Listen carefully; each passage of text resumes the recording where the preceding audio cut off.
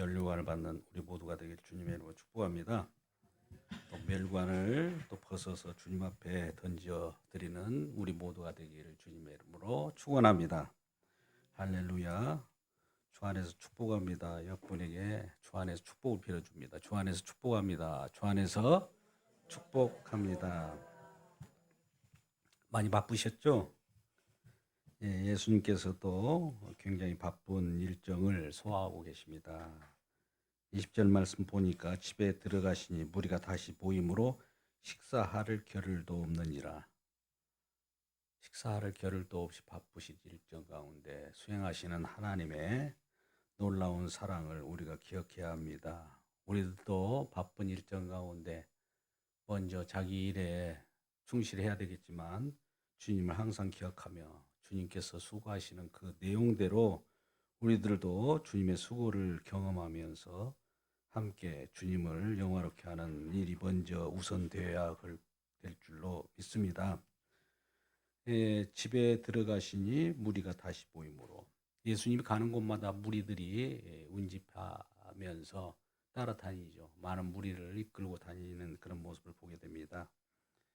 그런데 이상한 소문들이 있죠. 예수님이 능력을 행하고 귀신을 쫓아내고 기적을 행하고 병을 고치니까 한편으로는 좋은 면도 있지만 시기하는 세력들이 있죠. 시기하는 세력들은 뭐라고 하겠습니까? 이런 내용을 보고 예수님이 미쳤다라는 겁니다. 이 30절 끝 본문 말씀 오늘 읽었는데 이는 그들이 말하기를 더러운 귀신이 들렸다 함이라라. 예수께서 더러운 귀신이 들렸다는 거예요. 귀신을 쫓아내는 분이 어떻게 귀신이 들렸다라는 모독적인 말을 듣게 됩니까? 우리가 잘못 이해하면 그랬죠. 우리 주님을 잘못 생각하면 이렇게 바뀌어 버립니다. 또 심지어 예수가 이단이라 이렇게 모독하는 일도 벌어지죠. 왜? 우리 하는 일에 대해서 예수님께서 간섭을 하시거든요. 우리 주님은 주님을 위하여 저와 여러분을 창조하시고 구원하신 줄 믿습니다. 그런데 우리는 우리 일을 위하여 주님이 계셔야 되고 우리를 위하여 주님 하나님이라도 우리를 위하여 하나님이 우리를 도와주셔야 하나님답지 어떻게 우리가 주님을 위하여 주님이라고 할 수 있겠느냐 이런 내용이죠. 그래서 우리 생각으로 우리 선악과를 먹는 우리 모두는 인생 가운데는 우리 주로 살아간단 말이죠. 우리 생각이 옳고 다른 사람들 생각은 그러고 심지어 주님마저도 그릇되다 이렇게 생각하는 것이죠. 그러나 우리 모두는 그릇되고 오직 주님만이 옳습니다. 그러니까 주님이 하신 일을 기준으로 해가지고 세상이 재편되어 있고 주님을 기준으로 해서 세상이 돌아간다는 사실을 꼭 명심하는 우리 모두가 되길 바랍니다. 예수님이 미쳤다는 소식을 듣고 23절에 예수의 친족들이 듣고 그를 붙들러 나오니 이는 그가 미쳤다 함이라라. 예수님에 대한 평가는 이와 같이 사뭇 달랐어요. 어떤 자들은 중풍병자가 나와서 고침 받음으로 인해서 그가 진정 나의 구원주가 되셨다라고 표현하고 나병 환자를 고침으로 말미암아 그 앞에서 무릎을 꿇고 경배하기도 하고 이런 자들이 있는가 하면 한편에서는 미쳤다 이런 평가를 하게 되는 것이죠. 심지어 그 당시에 바리새인과 서기관들 성경에 정통한 사람들마저도 평가가 달랐습니다. 22절 예루살렘에서 내려온 서기관들은 그가 바알세불이 씹혔다 하며 또 귀신을 왕을 힘입어 귀신을 쫓아낸다 이런 평가를 내리는 거예요. 예루살렘에서 내려온 서기관들 예루살렘에서 내려온 서기관들이 누굴까요? 예루살렘은 성전이 있는 곳입니다. 성전 신앙을 가지고 있고요. 전통적으로 하나님의 백성, 하나님이 선택된 백성이라고 자기들이 자부함을 갖고 생활했던 자들 아닙니까? 서기관들과 그들 서기관들이 내려온 거예요. 서기관들은 말하기를, 서기관들 평가는 어떻습니까? 예수가 바알세불에 집혔다 하며 귀신의 왕을 힘입어 귀신을 쫓아낸다. 귀신의 왕을 힘입어 귀신을 쫓아낸다. 큰 귀신이 작은 귀신을 쫓아낸다는 겁니다. 이런 평가를 한 거예요. 여러분도 그러지 않아요?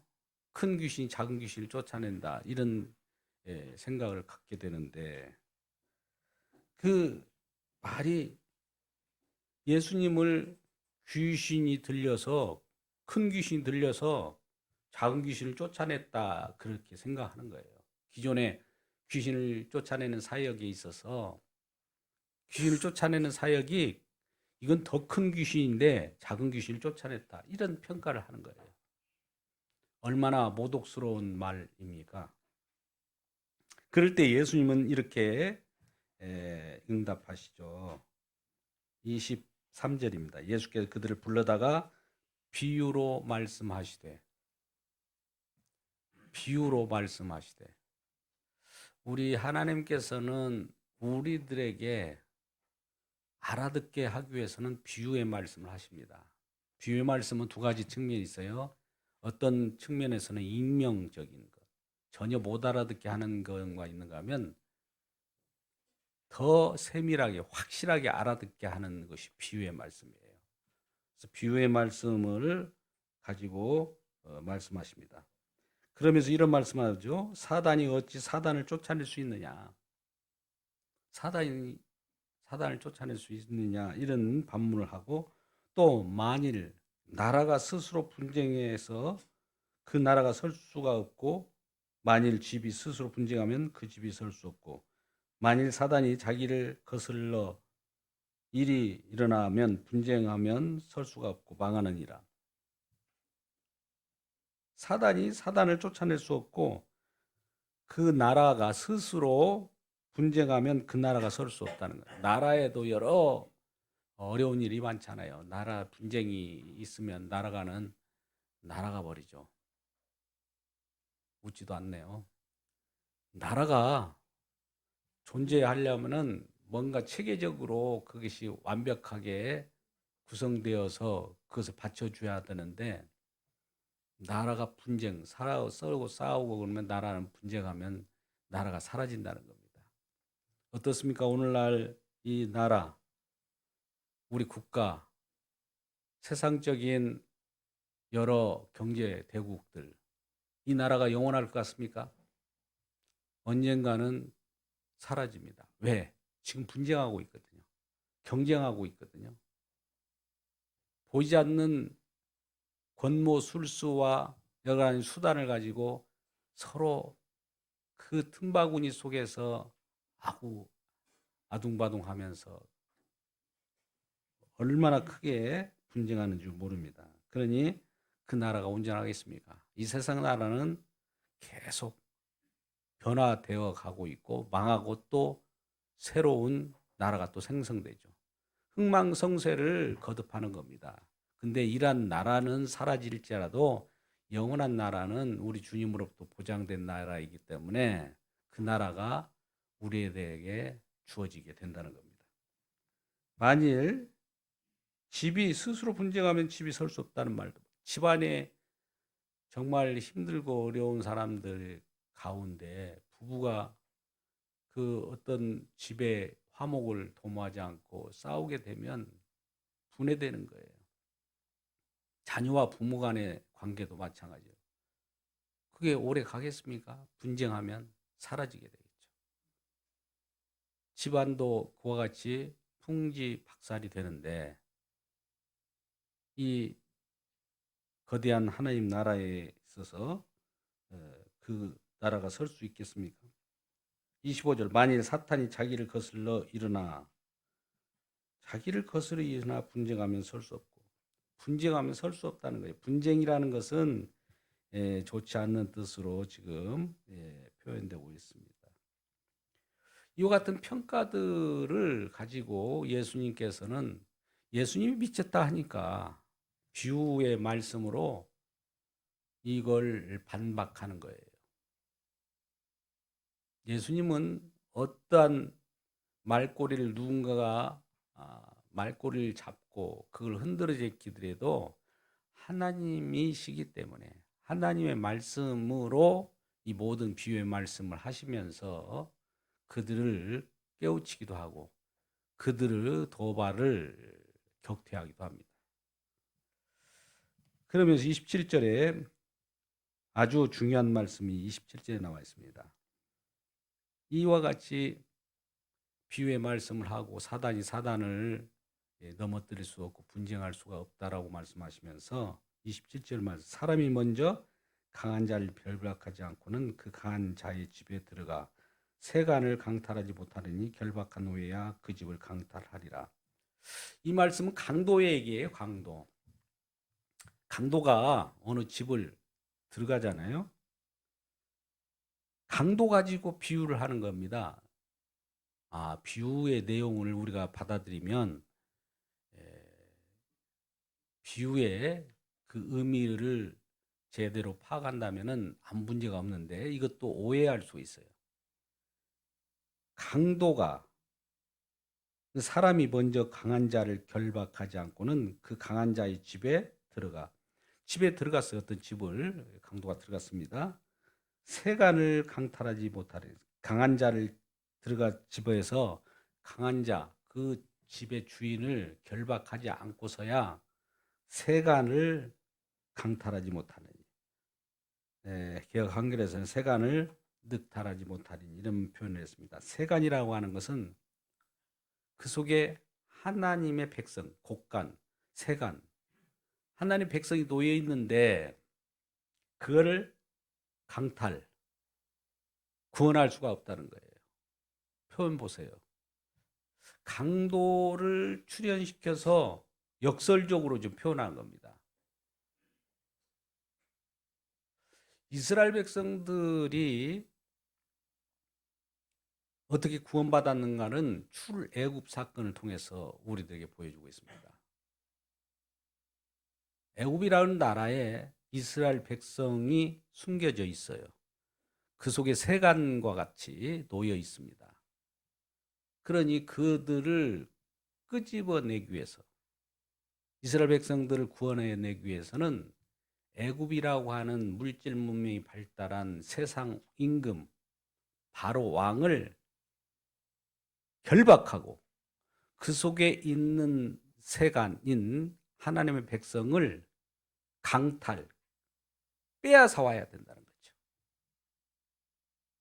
하나님 나라는 이런 영적 싸움입니다. 빼앗긴 하나님의 백성이 어딘가 존재하고 있습니다.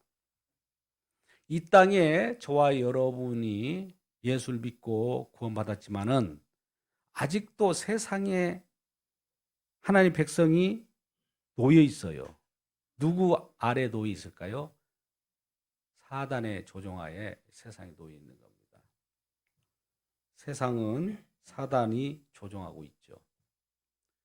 그러한 가운데 그 세상 임금을 제패하고 결박하고 그 속에서 하나님 나라 백성을 구출해 오는 거예요. 이것이 귀신을 쫓아내는 일과 비등하는 거 아닙니까? 세상 귀신을 쫓아냈어요. 예수님께서. 귀신을 쫓아냈다는 건 사단을 결박했다는 거예요. 왜 귀신을 쫓아냅니까? 귀신 쫓아내진 그런 사역을 그 자체를 위해서 있습니까? 아닙니다.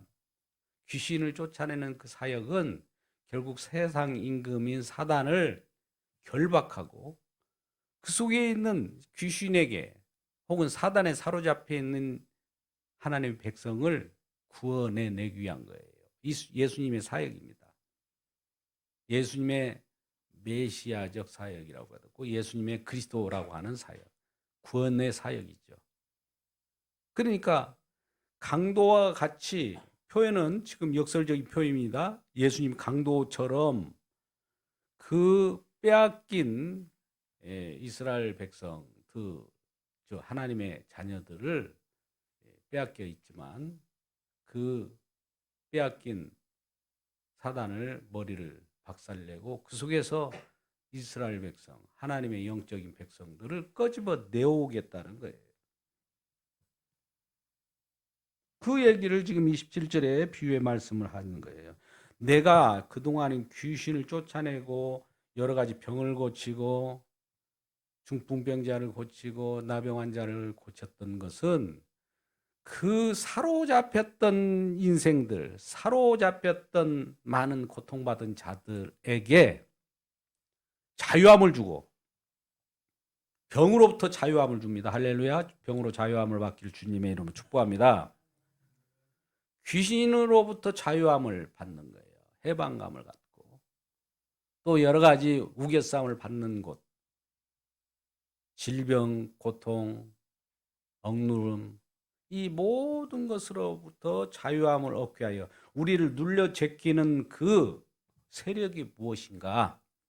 그 세력을 우리 주님께서 오셔서 그 세력을 목을 잡고 그 속에 묶여 있던 자들을 놓아주게 하려 하는 것이죠. 그러면서 내가 진실로 너에게 이르노니 28절 29절 말씀 굉장히 중요합니다. 내가 진실로 너에게 이르노니 사람이 모든 죄와 모든 모독하는 일은 사심을 얻되 누구든지 성령을 모독하는 자는 영원히 사심을 얻지 못하고 영원한 죄가 되느니라.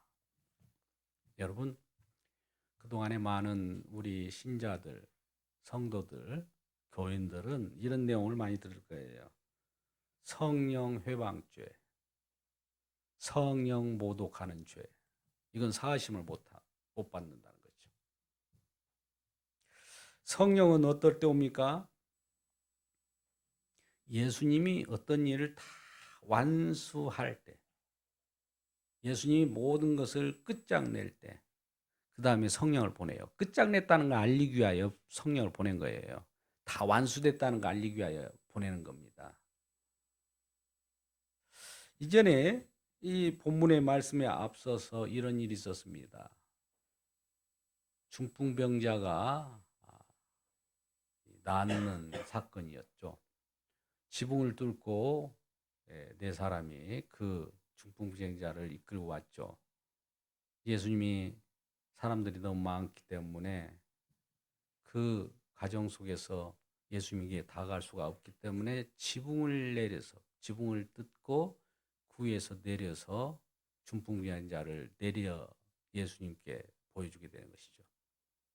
예수님이 그 모습을 보고 말씀하시죠.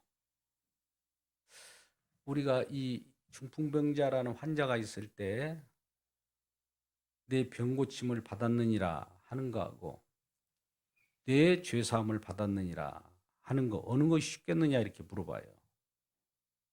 말씀 이해하셨습니까? 내 병 고침을 받았느니라, 내 상을 들고 일어나 걸어가라, 이런 것은 누구나 보이는 모습이잖아요. 근데 내 죄 사함을 받았느니라, 죄 사함. 우리 인생이 가장 큰 문제는 죄의 문제입니다. 죄 사함을 받았느니라. 예수님께서는 그 시대 당시에도 많은 사람들이 권능을 해가는 자들이 더 있었어요. 초인간적인 사람들이 있었죠. 그런데 예수님은 물론 병 고치는 것이야 식은 죽 먹기죠. 근데 죄 사함을 갖기 위해서는 예수님의 수고가 따릅니다. 죄를 사하기 위해서는 그 사람의 죄를 다 내가 덮어 씌워야 돼요. 십자가의 그 쓰라린 잔을 마셔야 돼요. 얼마나 고통스러운 잔입니까? 주님의 수고가 얼마나 크다는 거, 그걸 생각한다면 죄 사함을 받았느니라가 얼마나 힘들겠습니까? 그렇죠? 병 고치는 거야 예수님께서 쉽게 고쳐요. 보통 기적들도 이곳저곳에서 일어난 일들이 많이 있는데 죄를 사하는 기적처럼 엄청난 기적은 없습니다. 이걸 이름하여 영적 표적이라고 합니다. 죄 사함은 아무나 되는 것이 아니에요. 죄사함이 그만큼 중요한 거예요. 우리 인생 문제는 죄로부터 왔어요. 죄 때문에 고통이 따르고, 죄 때문에 근심, 걱정이 있고, 죄 때문에 죽음이 왔고, 이 모든 것들이 죄의 문제예요. 죄의 문제가 해결된다면 고통과 근심, 걱정, 죽음의 문제도 사라질 거 아니겠습니까? 그렇죠? 원리적으로 하지 않나요? 죽음의 문제를 어떻게 해결할 수 있습니까? 죽음의 문제를 해결하기 위해 우리 주님께서 이 땅에 오셨다 이 말이에요. 단지 병 고치는 문제가 아니에요. 기적 행하는 거 이것으로 그 일을 행하기 위하여 오신 것이 아니라 진정한 우리의 구원, 진정한 우리의 해방을 위하여 오셨다 이 말이에요. 우리가 다른 것은 다 몰라도 다 우리가 승승장구하고 모든 걸 이겨냅니다. 과학도 발달하고 또 여러 가지 살기 좋은 나라 기술도 발달하고 이렇지만은 그래서 뭔가 우주 개발도 하고 뭐 여러 별나라도 탐구도 하고 그러지만은 이 죽음의 문제를 해결할 수가 없어요. 이걸 어떡합니까? 근데 죽음의 문제를 해결하기 위하여 예수님께서 그 모진 고통, 수치, 고난, 십자가를 지셨다 이 말이에요. 그러니까 십자가를 바라보면서 우리가 그 앞에서 주님 이것 주세요 저것 주세요 할 수 있습니까? 그분이 우리를 담당하는 그 놀라운 대속의 은혜, 즉 우리 죄를 덮어 씌워서 그 죄를 박살내기 위하여 십자가에 매달려 죽고 계시건만 십자가에서 신음하고 계시는 그 앞에 가서 주님 이걸 주세요 저걸 주세요 할 수 있겠어요? 단지 우리는 감사만 나올 뿐이에요.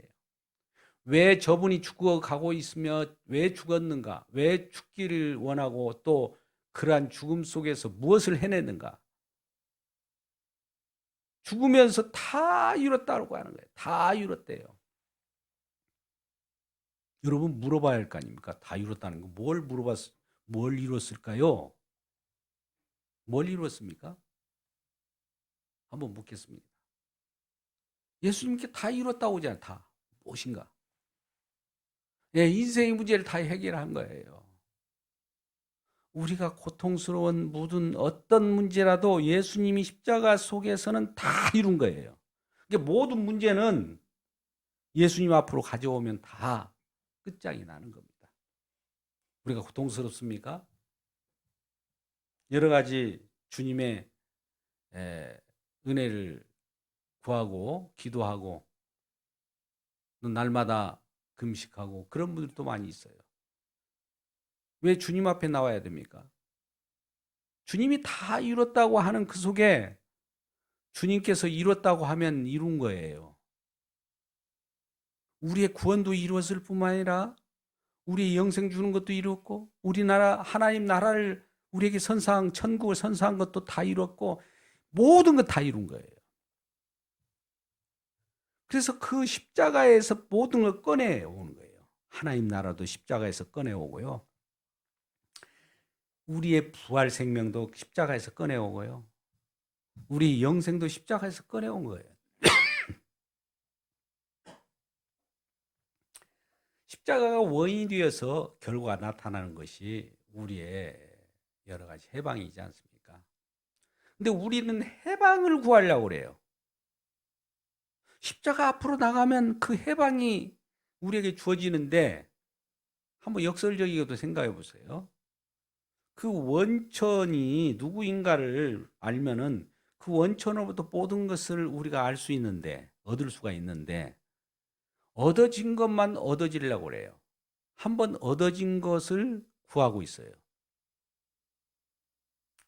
응답이 늘 수밖에 없죠.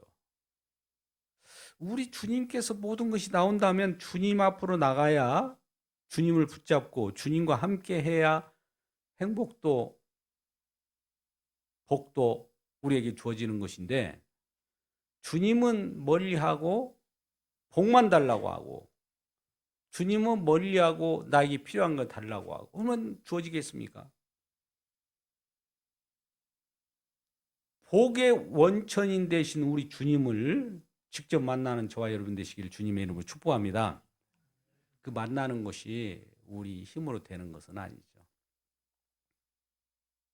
우리가 모든 걸 이뤘다고 하는 것이 어떻게 그러면 우리들에게 알려지게 될까?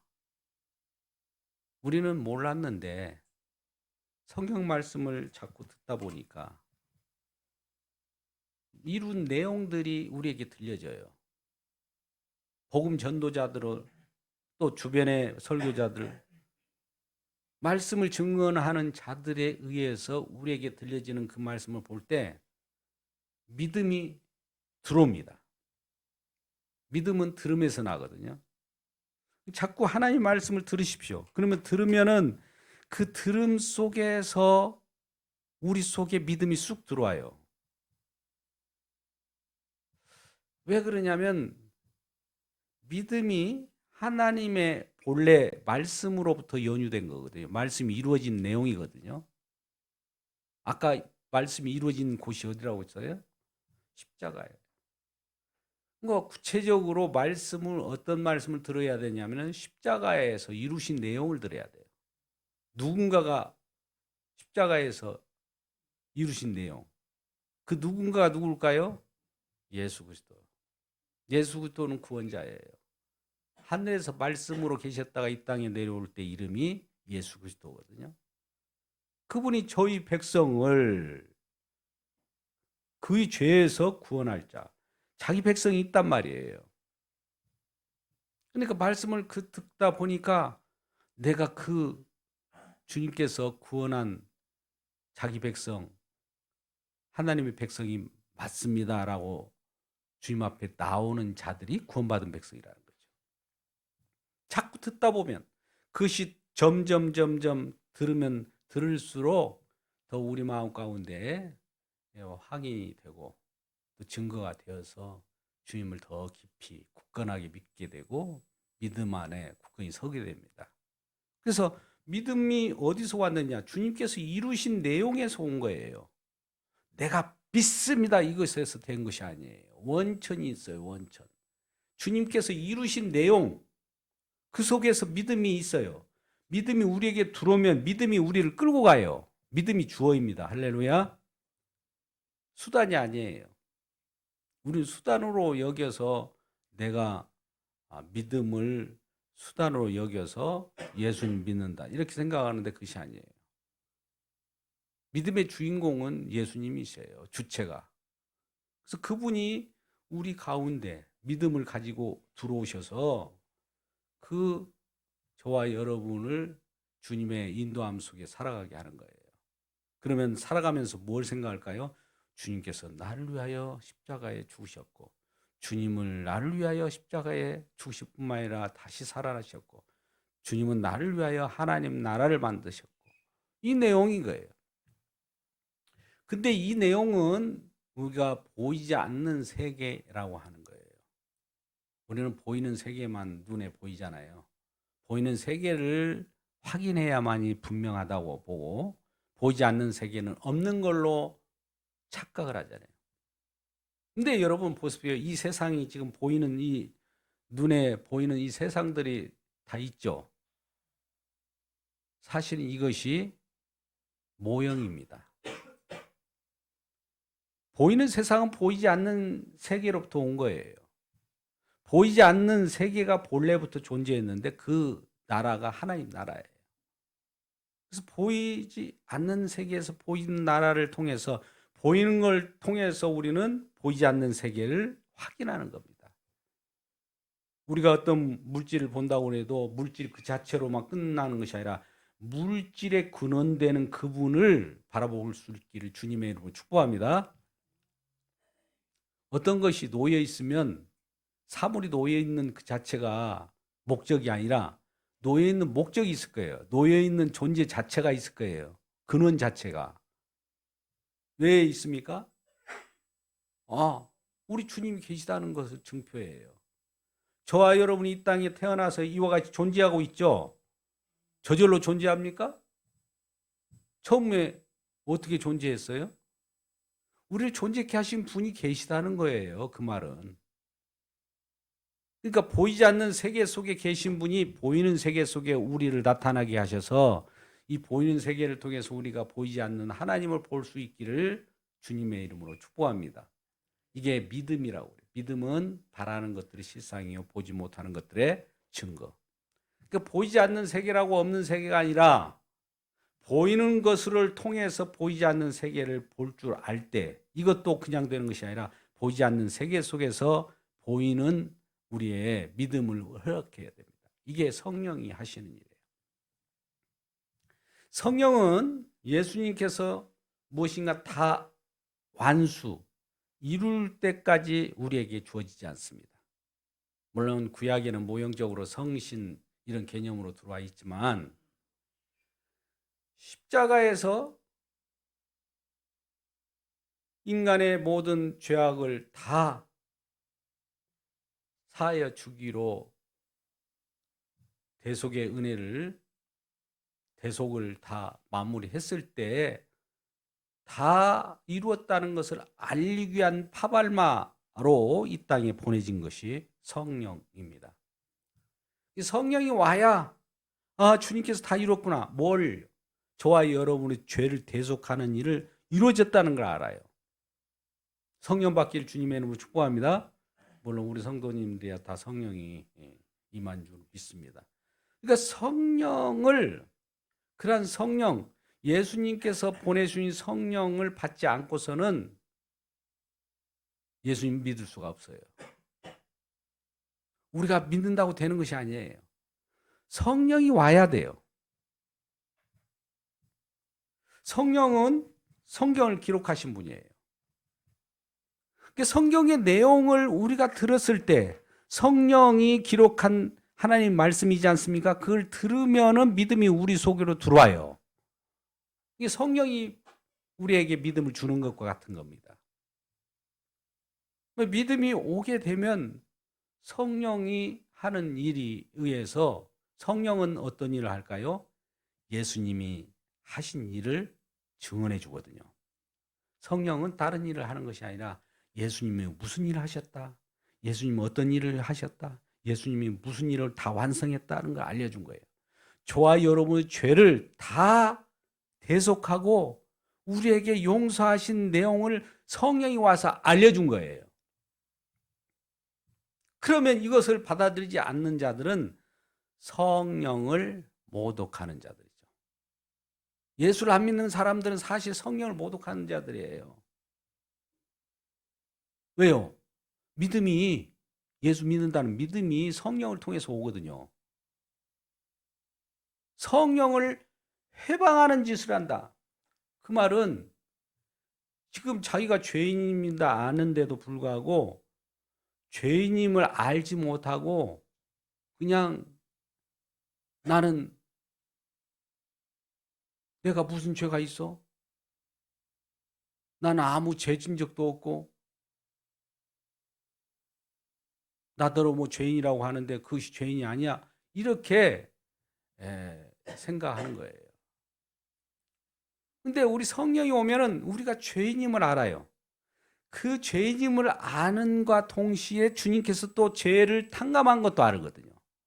죄 때문에 주님께서 내 대신 돌아가신 것도 알 때에 내 죄 때문에 주님이 죽으셨기 때문에 성령에 의해서 이것이 확인되고 우리 죄가 사라진 것을 알게 됩니다. 그랬을 때 죄사함을 받았다는 걸 알게 되는 거예요.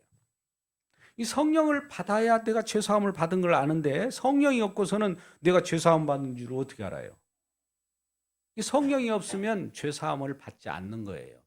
그러니까 성령을 모독하는 일, 성령을 받지 않는 일, 성령을 해방하는 일은 같은 격인데 성령을 해방하는 일, 모독하는 일이라는 것은 내가 죄사함을 받지 않았다라고 그렇게 생각하는 것 자체인 거예요.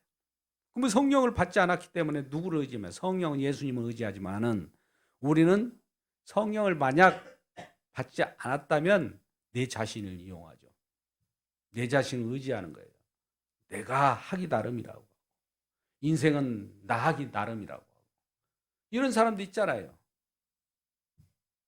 누구라도 처음에는 그런 생각을 해요. 자기 삶은 자기가 개척한다고. 어디 자기 삶은 자기가 개척합니까?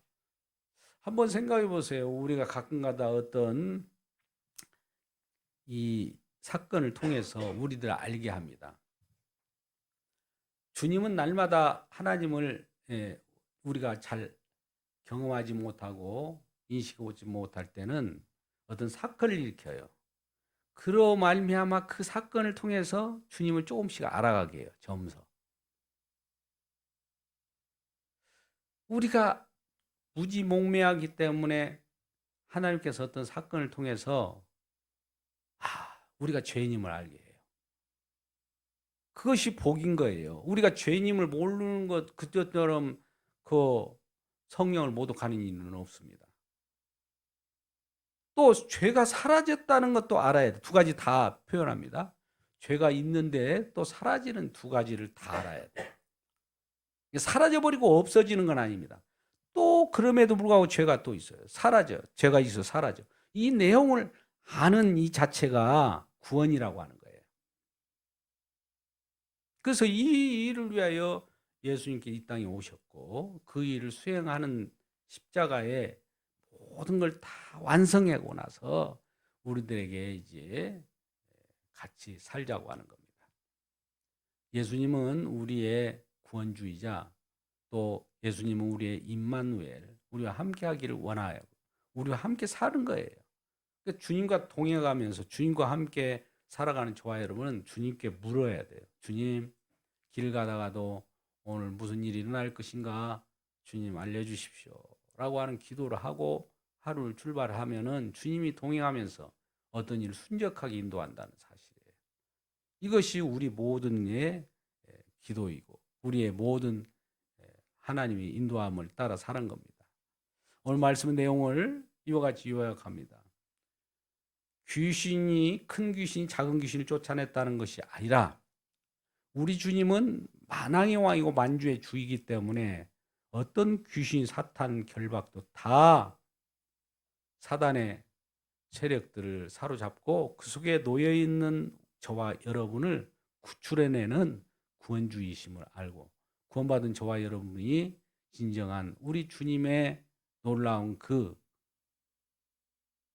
세간을 늑탈하는 비유의 말씀을 통해서 구원받은 백성으로서 이 사실을 믿는 자가 성령을 받은 자이고 성령을 모독하지 않는 일이라는 것을 기억하는 저와 여러분 되시기를 주님의 이름으로 축복합니다. 기도하겠습니다. 아버지 하나님 감사합니다. 주님께서 허락하신 하나님의 말씀대로 이루어짐을 믿습니다. 예수님께서 이 땅에 우리를 구원하시기 위한 계획을 가지고 말씀을 이루셨고 십자가에서 모든 것들을 완성하셨기에 성령을 주셔서 믿게 하심을 감사합니다. 우리 주님을 믿는 믿음 가운데 우리에게 복이 들어왔고 세상 모든 사람들 가운데서도 특별히 죄사함을 받은 구원의 은총을 허락하심을 감사합니다. 예수님의 이름으로 기도드리옵나이다. 아멘.